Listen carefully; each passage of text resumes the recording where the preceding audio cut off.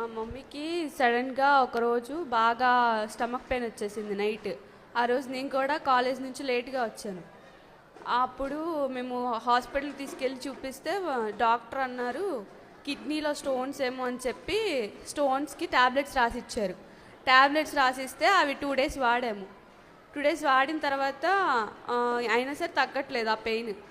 దాంతో మా చెల్లి మళ్ళీ ఇంకోసారి హాస్పిటల్కి తీసుకెళ్ళింది. అప్పుడు స్కానింగ్ రాశారు. స్కానింగ్ రాసి 18 సెంటీమీటర్ల గడ్డ ఉంది మీకు అని చెప్పారు. దేని వెళ్ళారా ఆ గడ్డ మీకు తర్వాత చూపెడతాను ఫోటోలో. ఈ గడ్డ మనం చూస్తే ఆశ్చర్యం వేస్తుంది. ఇది గడ్డ ఉందని చెప్పినాక తర్వాత ఇంకొక హాస్పిటల్కి వెళ్ళాం. ఈ హాస్పిటల్ కాకుండా వేరే హాస్పిటల్కి వెళ్ళి చూపించుకోమంటే ఆ హాస్పిటల్కి వెళ్ళి చూపించాము. అక్కడ నుంచి వాళ్ళు ఏం చెప్పారంటే అమ్మ చాలా కష్టం ఇది, అది అసలు ఏం గడ్డ కూడా మాకు తెలీదు, మేము తీసినాక అది క్యాన్సర్ గడ్డ అవ్వచ్చు. ఫుల్ స్కానింగ్ తీశారు. ఆ స్కానింగ్కి కూడా చాలా కష్టమైంది. ఆ స్కానింగ్ తీసేటప్పుడు కూడా ఏంటో ఇంజెక్షన్స్ అవి ఇచ్చి ఫుల్ బాడీ స్కాన్ లాగా చేశారనమాట.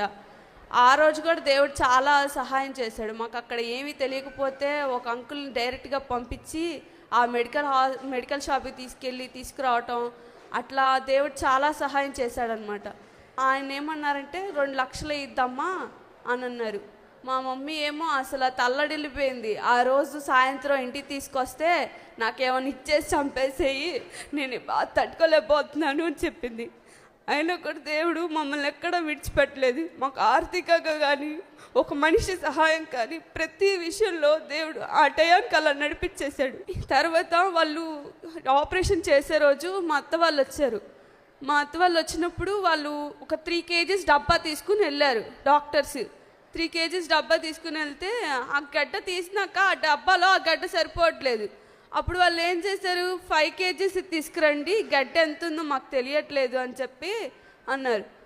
ఆ 5 kgs డబ్బా తీసుకొస్తే ఆ గడ్డేమో 4.5 kgs ఉంది. అసలు చాలా పెద్దగా ఉంది.